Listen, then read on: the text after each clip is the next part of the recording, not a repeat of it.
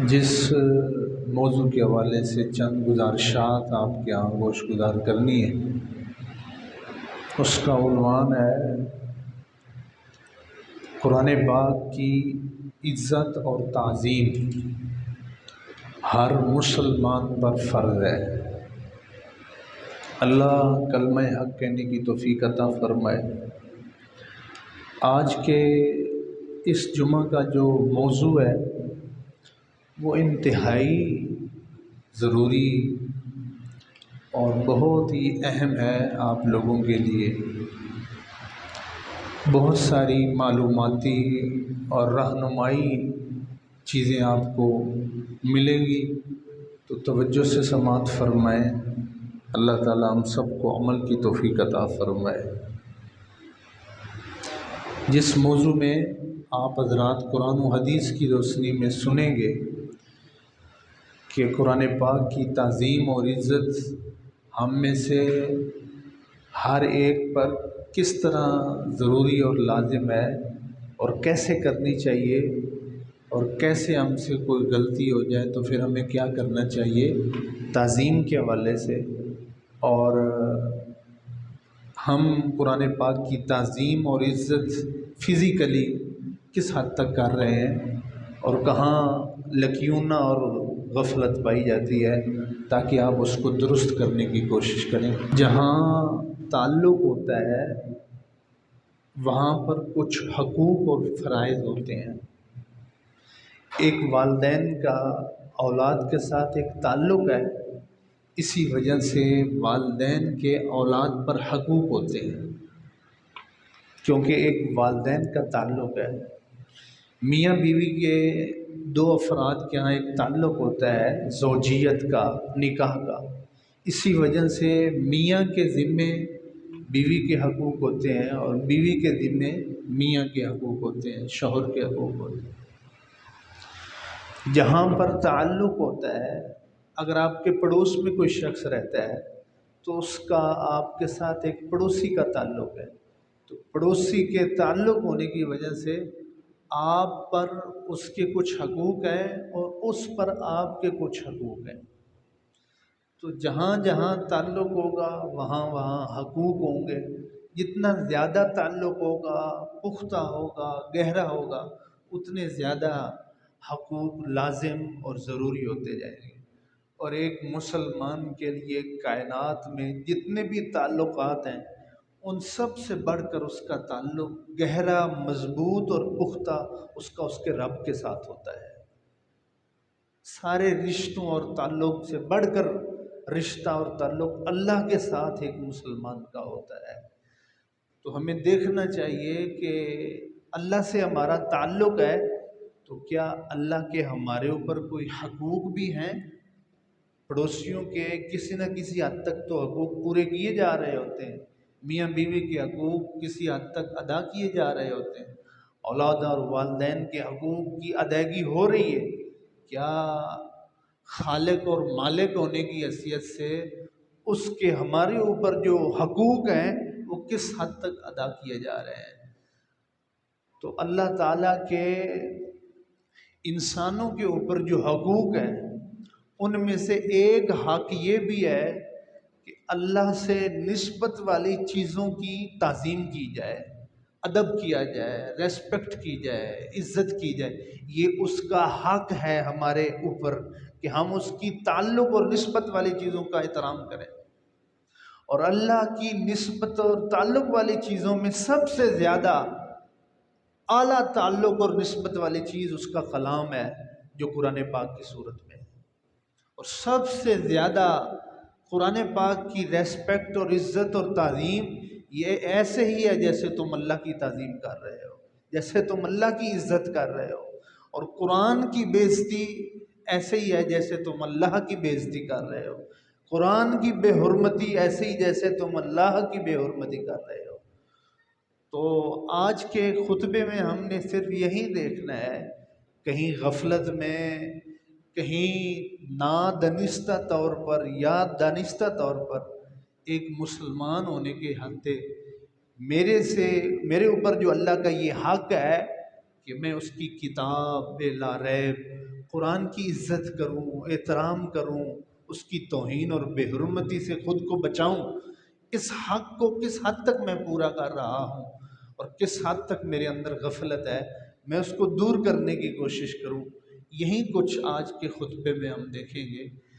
کتاب لا ریب کی عزت اور تعظیم ایک مسلمان پر جو فرض ہے، اس کا ادب، اس کے حوالے سے سورۃ الواقعہ کے اندر اللہ رب العزت اس انداز میں ارشاد فرماتا ہے، لا یمسہ الا المطہرون۔ دیکھو کبھی بھی ناپاکی کے ہاتھوں کے ساتھ میرے کلام کو مت چھونا۔ لا یمسہ، اس کو مت مس کرو، نہ چھوؤ قرآن پاک کو، الا المطہرون، مگر کامل طہارت کے ساتھ۔ اگر آپ پر غسل فرض نہیں ہے تو بغیر غسل کے مت ہاتھ لگاؤ۔ اگر آپ بے وضو ہیں، طہارت دو طرح کی ہوتی ہے، ایک طہارت صغیر، چھوٹی طہارت جس کو وضو والی طہارت کہا جائے، ایک طہارت کبیر، غسل والی، کہ بندے کے اوپر غسل فرض ہے۔ یاد رکھو، لا یمسہ الا المطہرون، جب تک تم طہارت صغیر اور طہارت کبیر دونوں نہیں حاصل کر لیتے تب تک میرے کلام کو ہاتھ نہیں لگانا ہے۔ کیٹیگوریکل سٹیٹمنٹ ہے اللہ تعالیٰ، ہاتھ نہ لگاؤ۔ مینسز کی حالت میں ایک خاتون پر حرام ہے کہ وہ کتاب لا ریب کو ہاتھ لگائے۔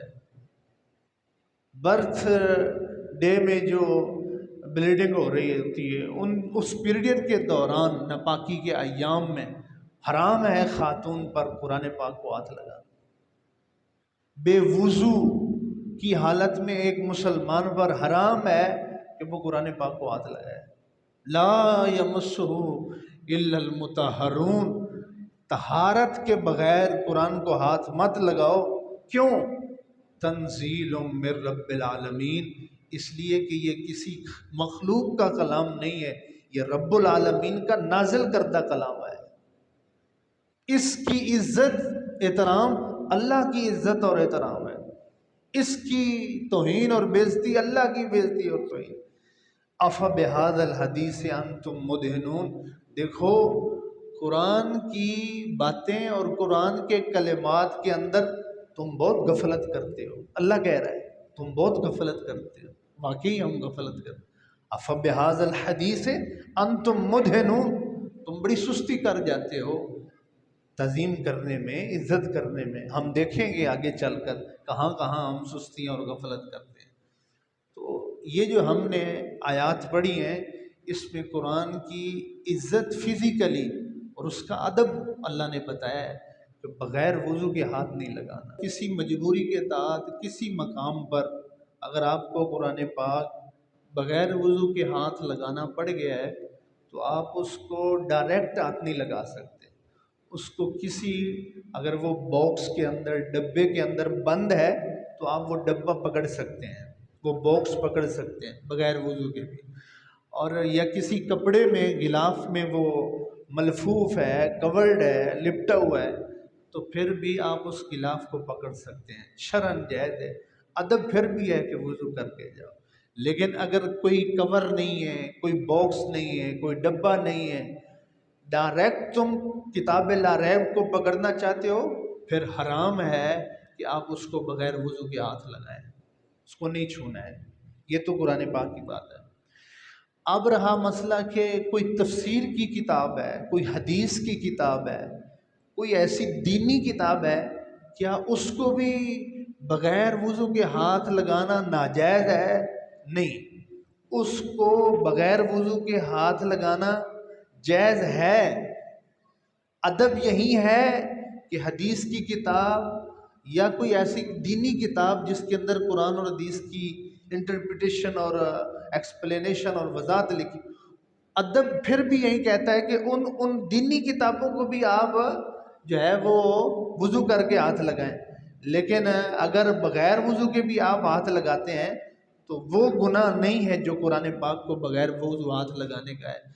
لیکن اس میں حکم ہے کہ اگر آپ کوئی دینی کتاب بغیر وضو کے پکڑ رہے ہیں اور کھول کے پڑھ رہے ہیں اور اس کے اندر قرآن کی کوئی آیت آ جاتی ہے تو اس آیت پر ہاتھ رکھنا حرام ہے۔ دینی کتاب کو بغیر وضو کے پکڑ سکتے ہیں، ہاتھ لگا سکتے ہیں، لیکن اگر اس کے کھولنے اور پڑھنے کے دوران کسی پیج کے اوپر قرآن کی کوئی آیت لکھی ہوئی ہے، اس آیت کریمہ کے الفاظ پر ہاتھ رکھنا ایسے ہی حرام اور ناجائز ہے جیسے قرآن پاک کو ڈائریکٹ پکڑنا اور حرام اور ناجائز ہے۔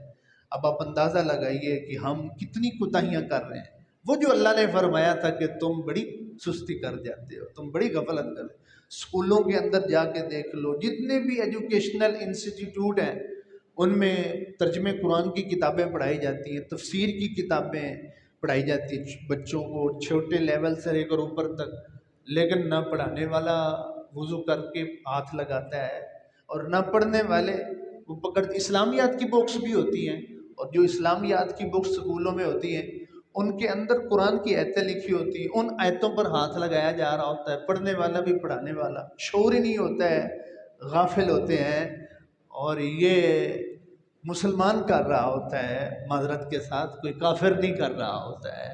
میرا اللہ فرماتا ہے لا یمسہ الا المطہرون، دیکھو قرآن کو ہاتھ مت لگانا جب تک تم طہارت حاصل نہیں کر لیتے، جب تک تم وضو نہیں کر لیتے۔ حدیث صحیح میں آتا ہے اس آیت کی تفسیر میں میرے کریم نبی نے ارشاد فرمایا صلی اللہ علیہ وسلم نے، آپ نے فرمایا اللہ یمس القرآن الا طاہر، قرآن کو وہ شخص ہاتھ نہ لگائے جو طاہر نہیں ہے، یعنی حالت وضو میں نہیں ہے، وہ ناپاک ہے، وہ ہاتھ مت لگائے۔ میرے حضور نے خود جو ہے وہ ارشاد فرمایا۔ بات کو تھوڑا آگے بڑھاتے ہوئے ایک سٹیپ آگے ہم اس کو لے چلتے ہیں، صرف اسی ادب کو ہم آج کے جمعے میں پڑھیں گے کہ قرآن پاک کو کسی ایسی جگہ پر رکھنا یا کسی ایسے ہاتھ میں دینا جو ہاتھ ناپاک ہے، جو جگہ ناپاک ہے، یا جہاں آپ کو خدشہ ہے کہ میں قرآن پاک یہاں رکھوں گا، یہاں لکھوں گا تو یہاں پر بے ادبی ہوگی، توہین ہوگی، تو حرام ہے آپ کے لیے قرآن پاک ایسے ہاتھوں میں دینا، ایسی جگہ پر رکھنا یا لکھنا جہاں آپ کو گمان ہو، خدشہ ہو کہ قرآن پاک کی توہین ہوگی۔ اب اس بات کی ہم قرآن اور حدیث سے بطور مثال ایک پیش کرتے ہیں کہ کسی کافر کے ہاتھ میں قرآن دینا، کسی نان مسلم کو قرآن گفٹ کے طور پہ دینا، تحفے میں دینا، اس کی شرعی حیثیت کیا ہے؟ یاد رکھو کسی بھی نان مسلم کو، غیر مسلم اور کافر کو قرآن پاک بطور تحفہ دینا جائز ہے، لیکن دو شرائط کے ساتھ۔ کتنی شرائط؟ دو شرائط کے ساتھ۔ نمبر ایک، آپ کو 100% یقین ہو کہ یہ قرآن کی توہین نہیں کرے گا، 100% یقین ہو کہ یہ قرآن کی توہین نہیں کرے گا، یہ پہلی شرط ہے۔ صحیح حدیث میں آتا ہے، میرے حضور صلی اللہ علیہ وسلم نے ارشاد فرمایا ان یسافر بالقرآن الی الارض العدو، بندے کو یقین ہو کہ میں جہاں جا رہا ہوں وہاں پر ایسے لوگ رہتے ہیں کافر جو قرآن کے دشمن ہیں اور وہ قرآن کی توہین کریں گے۔ میرے حضور نے فرمایا یہ جو شخص جانے والا ہے یہ اس علاقے میں ان لوگوں میں قرآن ساتھ لے کر نہ جائے جہاں اس کو یہ خدشہ ہو کہ وہ لوگ قرآن کی توہین کریں گے۔ ساتھ لے کر قرآن ان لوگوں میں جانا، اس سے حضور نے منع کیا ہے، چاہے کہ آپ اس کے ہاتھ میں دے دیں۔ تو غیر مسلم کے ہاتھ میں قرآن دینا جائز ہے، لیکن اگر آپ کو یہ یقین ہو کہ یہ توہین کرے گا تو پھر دینا جائز نہیں۔ نمبر دو، اگر آپ کو یہ یقین ہو گیا کہ یہ توہین نہیں کرے گا تو اب وہ اس قرآن اس کو دے رہے ہیں، اس کو پکڑا رہے ہیں، دوسری شرط یہ ہے آپ اسے کہیں غسل کر کے آئے یا اس کو کہیں وضو کر لے، وضو کر لے یا غسل کر لے، پھر آپ اس کو قرآن پاک پکڑا دیں، بے شک وہ کافر ہی ہے۔ اس کے بارے میں صحیح حدیث آپ دیکھیے، اب مشہور واقعہ ہے، آپ لوگوں نے پہلے بھی سنا ہے، حضرت عمر رضی اللہ تعالی عنہ حالت کفر میں جب تلوار لے کر نکلے تھے ان کو پتہ چلا تھا کہ میری بہن کلمہ پڑھ گئی ہے اور بہنوئی بھی مسلمان ہو گیا ہے، تو آپ اپنی بہن کے گھر گئے، باہر سے ہی آواز آئی اندر سے قرآن پڑھنے کی، تو آپ شدت غضب میں اندر تشریف لائے، آؤ دیکھا نہ تاؤ دیکھا، آپ نے اپنی بہن کو مارنا شروع کر دیا۔ تو جب غصہ ٹھنڈا ہوا تو بعد میں کہنے لگے ذرا مجھے وہ دکھاؤ تو صحیح جو آپ کتاب پڑھ رہی تھی، وہ کتاب کون سی ہے، مجھے دکھاؤ، ادھر لاؤ۔ تو بہن کہنے لگی نہیں، میں اس وقت تک آپ کے ہاتھ میں قرآن نہیں دوں گی جب تک تو غسل نہ کر لے یا اپنے ہاتھ نہ دھو لے، یعنی وضو نہ کر لے۔ تو حضرت عمر رضی اللہ تعالیٰ عنہ نے حالت کفر میں وضو کیا، مسلمانوں والا، پھر آپ کی بہن نے آپ کو قرآن دیا، اور قرآن دینے کے بعد کہ آپ نے فرمایا چل پڑھ کے سناؤ، جب میرے آنے سے پہلے تو کیا پڑھ رہی تھی، ذرا پڑھ کے سنا نا۔ یہ محمد صلی اللہ علیہ وسلم آپ لوگوں کو روزانہ نئی نئی باتیں سناتے رہے، مجھے بھی سناؤ کیا پڑھ رہی تھی۔ تو 16ویں پارے کی سورۃ طٰہٰ کا پہلا رکوع اس بہن نے اپنے بھائی کو سنایا، طٰہٰ ما انزلنا علیک القرآن لتشقیٰ الا تذکرۃ لمن یخشیٰ تنزیلا ممن خلق الارض والسماوات العلیٰ الرحمن علی العرش استویٰ لہ ما فی السماوات وما فی الارض وما بینہما وما تحت الثریٰ وَإِن تَجْهَرْ بِالْقَوْلِ فَإِنَّهُ يَعْلَمُ السِّرَّ وَأَخْفَى اللہ لا الہ الا ہو لہ الاسماء الحسنى۔ پورا رکوع سنایا، رکوع بعد میں ختم ہو گیا، حضرت عمر پہلے کلمہ پڑھ چکے تھے۔ یہ قرآن کا معجزہ ہے کہ وہ کانوں کے رستے سے جب ایک کافر کے دل میں اترتا ہے تو اس کا اندر بدل کے رکھ دیتا ہے۔ جو کلمہ کو اگر قرآن کو دل میں بسائے تو اس کی زندگی کا کیا عالم ہوگا، اس کی دل کی دنیا کیسے بدلے گی۔ ایک ایسی بہنیں ہوتی ہیں جن بہنوں کی وجہ سے ایک بھائی کی زندگی بدلتی ہے۔ آج کی بہنیں بھی ہیں جو اپنے بھائیوں سے ایسی ایسی ڈیمانڈ کرتی ہیں، اچھا بھلا نیک سیدھا سادہ مسلمان ایماندار اچھے کردار والا عبادت گزار بھائی ہوتا ہے، بہنوں کی ڈیمانڈ کی وجہ سے وہ غلط رستے پہ چل پڑتا ہے، وہ ڈیمانڈ ہی ایسی کرتی ہے۔ اللہ سب بھائیوں کو عمر کی بہن جیسی بہنیں عطا فرمائے۔ تو کلمے کی توہین یا بے عزتی سے ہمیں حتی الامکان بچنا چاہیے، اور اس کی بے ادبی سے ہمیں بچنا چاہیے۔ اور قرآن پاک کی بے ادبی کا ایک پہلو یہ بھی ہے جس سے اکثر لوگ غافل ہیں کہ قرآن پاک کے حروف کو بالکل چھوٹے الفاظ میں لکھنے سے منع کیا گیا ہے، بالکل چھوٹے اور بریک الفاظ میں۔ یا جیسے آپ نے دیکھا ادھر بھی ہمارے پاس پڑے اتنے قرآن مجید ہے، اتنا قرآن مجید ہے، پورا قرآن اتنے سائز میں بازار میں ملتا ہے، شاپس میں ملتے ہیں، سائز اتنا سارا ہے، پورا قرآن مجید لکھا ہوا ہے، بالکل چھوٹے چھوٹے، اس سے منع کیا گیا ہے۔ حضرت علی رضی اللہ تعالیٰ عنہ ارشاد فرماتے ہیں لا یصغر المصحف، قرآن کو چھوٹے سائز میں مت کرو۔ حضرت عمر رضی اللہ تعالیٰ عنہ نے ایک شخص کے ہاتھ میں قرآن پاک بالکل چھوٹے سائز میں دیکھا تو آپ نے فرمایا من کتب ھذا، یہ کس نے لکھا ہے؟ تو بتایا گیا جی فلاں شخص نے لکھا ہے۔ فرمایا اس کو بلاؤ۔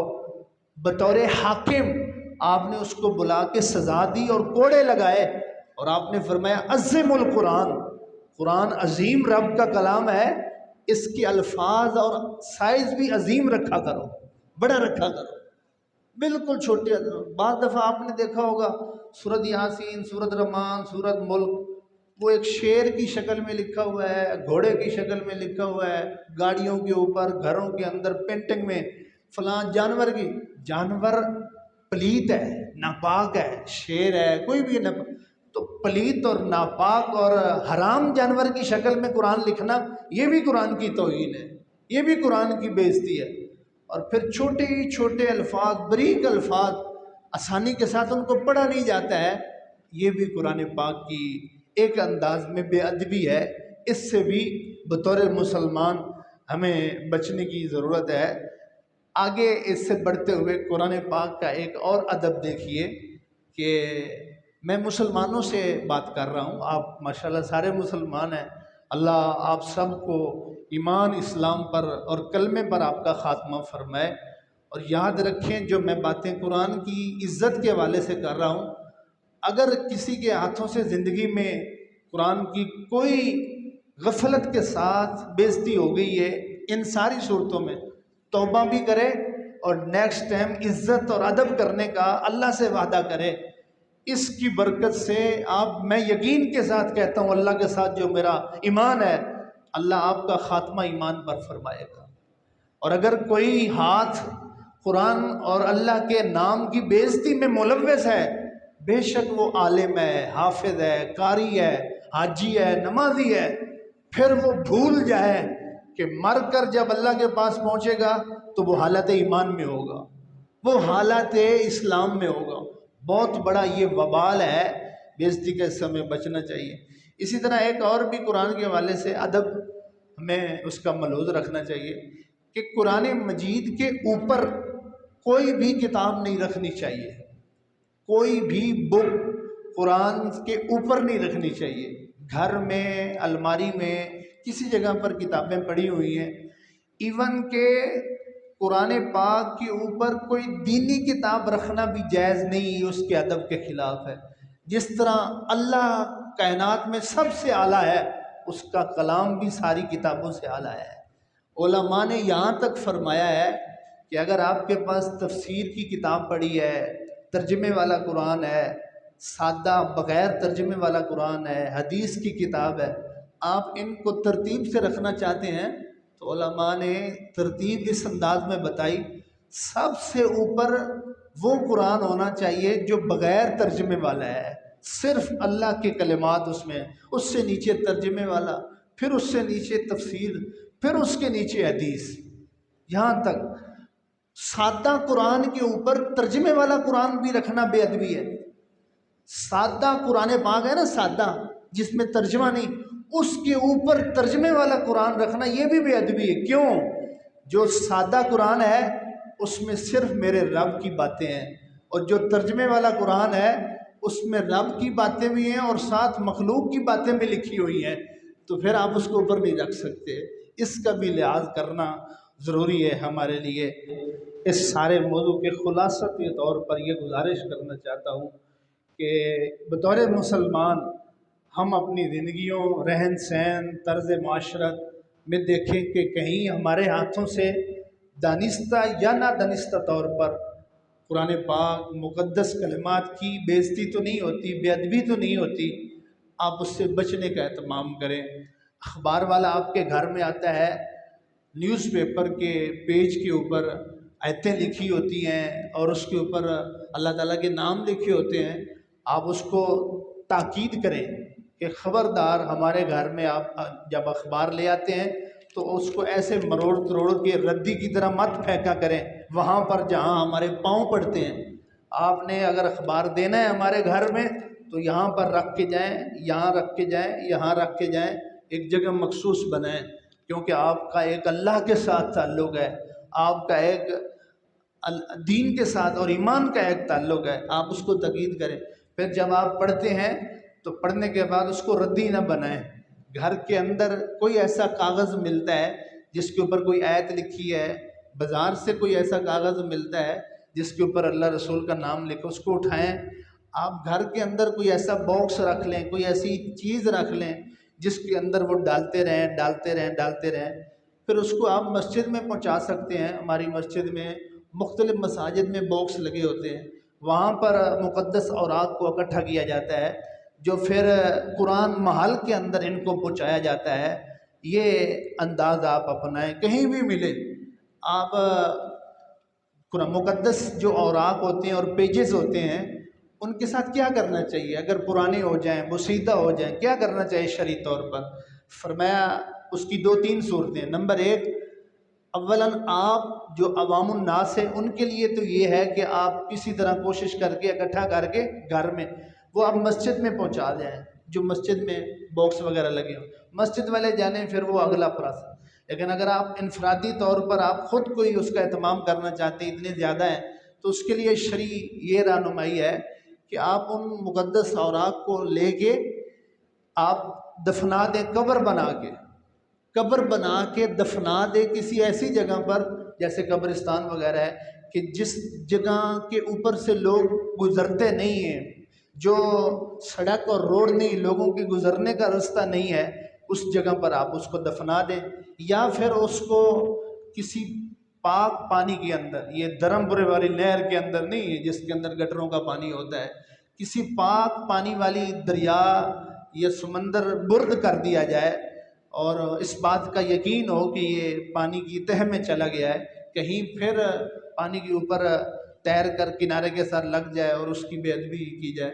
دوسرا طریقہ یہ بھی ہے جو ایک جدید طریقہ ہے ریسائکلنگ کا، کہ جو پیج پرانے ہو جاتے ہیں، بوسیدہ ہو جاتے ہیں، ان کو ریسائکل کیا جاتا ہے اور دوبارہ قابل استعمال بنایا جاتا ہے، جو ہمارے ہاں فیکٹریاں لگی ہوئی ہیں یہ، لیکن ان میں ایک احتیاط کرنا ضروری ہوتی ہے۔ جب آپ پرانے اور بوسیدہ اوراق کی ریسائکل کا عمل ہو رہا ہوتا ہے تو آپ اس میں یہ ضرور رکھیں گے کہ اس سارے عمل کے دوران قرآن کی بے ادبی نہ ہو، اور پانی کے ساتھ ان سارے پیجز کو اچھی طرح پہلے دھو لیا جائے، اور وہ جو دھویا ہوا پانی ہے اس کو جا کے کہیں پاک جگہ میں پانی میں بہا دیا جائے، اور پیچھے وہ ایک کلین پیج جو ہے رہ جاتے ہیں، ان کو آپ اپنے قابل استعمال بنایا جا سکتا ہے۔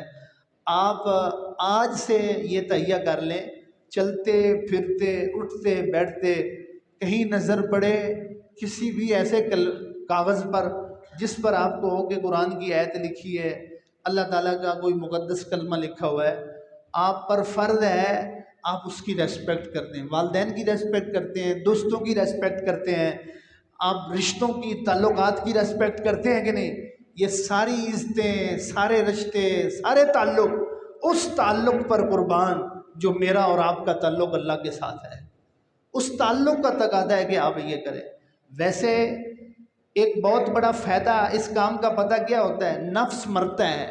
جب آپ رستے پہ جا رہے ہوں گے نا، کوئی ایسا قرآن کا ورقہ یا کوئی مقدس کاغذ ملے گا، آپ اس کو گاڑی سے اتر کر یا نیچے جھک کر اٹھائیں گے، آپ کا نفس آپ کو کہے گا یار آپ کی پرسنالٹی دیکھو اور کام کیا کر رہے ہو، آپ کے نفس آپ کو یہ کہے گا۔ اور اگر آپ سارا پرسنالٹی وغیرہ پیچھے رکھ کے اٹھا لیں گے نا تو نفس مرے گا، یہ تو ہوا، لیکن دیکھنا پھر رب آپ کی پرسنالٹی اور عزت کو کہاں پہنچاتا ہے۔ رب آپ کو جو عزت عطا فرماتا ہے، رب کی خاطر اگر بندہ دنیا کی آنکھوں میں بے عزت ہو بھی جائے پھر اصل عزت اللہ تعالیٰ عطا فرماتا ہے۔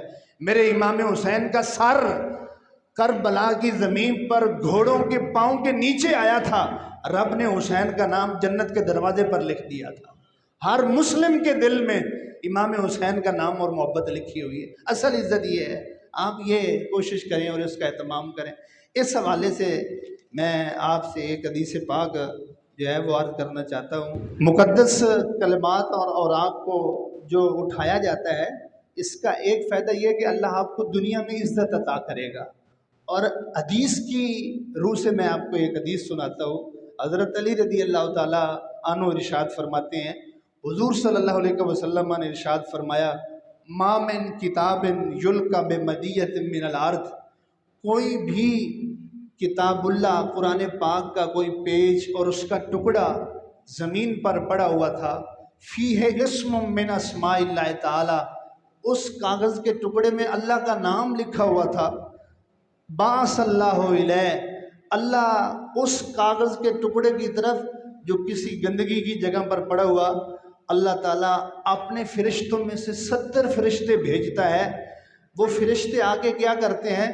یحفونہم باجنحتہم، وہ فرشتے آ کر اس مقدس پیج کو اپنے پروں کے ساتھ ڈھانپ لیتے ہیں اور اس کو پاک اور صاف رکھتے ہیں، لیکن پڑا ادھر ہی رہتا ہے۔ کیوں؟ آگے حضور نے فرمایا، حتیٰ یبعث اللہ ولیا من اولیائی، حتیٰ کہ اللہ اپنے ولیوں میں سے، اپنے اولیاء میں سے ایک ولی کو بھیجتا ہے جس کی نظر پڑتی ہے، اس کی توجہ ادھر جاتی ہے اور وہ اس کو زمین سے اٹھا لیتا ہے۔ اور حضور نے اس کا انعام کیا بتایا ایک تو وہ اللہ کا ولی ہوتا ہے جو اٹھانے والا ہے، اتنا چھوٹا کام اور اللہ کا ولی ہونا، سبحان اللہ، کتنی جنت سستی ہے جو رستے میں پڑی ہوتی ہے۔ آگے حضور نے فرمایا من رفع کتابم فیہ اسم من اسماء اللہ تعالی، جو شخص کسی ایسے کاغذ کو رستے سے اٹھاتا ہے جس میں اللہ کا نام لکھا ہوتا ہے، یاد رکھو رفع اللہ اسمہ فی علیین، اللہ اس کا نام جنت میں بلند فرما دیتا ہے۔ نمبر 2، وَخَفَّفَ عَنْ وَالِدَيْهِ الْعَذَابِ إِنْ كَانَا مُشْرِكَيْنِ، اللہ اس کے والدین سے عذاب کو ہلکا کر دیتا ہے، اس کے والدین کافر ہی کیوں نہ ہو۔ کتنی بڑی بات ہے، حالانکہ کافر اور پھر اس کا عذاب میں تخفیف، یہ تو جو ہے شرن ہے ہی نہیں۔ لیکن کچھ ایسے کام ہوتے ہیں جن کے کرنے سے کافروں کو بھی قبر میں فائدہ ہوتا ہے۔ صحیح بخاری شریف میں آیا ہے، ابو لہب کافر تھا، اس نے حضور کی خوشی میں اپنی لونڈی کو آزاد کیا تھا۔ ہر پیر کو قبر کے اندر جس انگلی سے اشارہ کر کے اس نے اس لونڈی کو آزاد کیا تھا، اللہ تعالیٰ اس انگلی سے اس کو شربت دیتا ہے جس سے اس کو سکون ملتا ہے، عذاب میں تخفیف ہو جاتی ہے۔ یہ تو بخاری شریف میں ہے۔ ایسے بھی کام ہیں جن سے مرنے کے بعد کافروں کو بھی قبر میں فائدہ ہوتا ہے۔ ان میں سے ایک کاغذ اٹھانا ہے، اگر کافر والدین ہوں تو کاغذ اٹھانے سے ان کو بھی فائدہ ہوتا ہے۔ مجھے بتاؤ اگر والدین مسلمان ہوں اور قبر میں کسی عذاب میں مبتلا ہے، اس کا بیٹا اگر کاغذ اٹھاتا ہے تو پھر اس پر اللہ کا فضل اور رحمت کیا ہوگا۔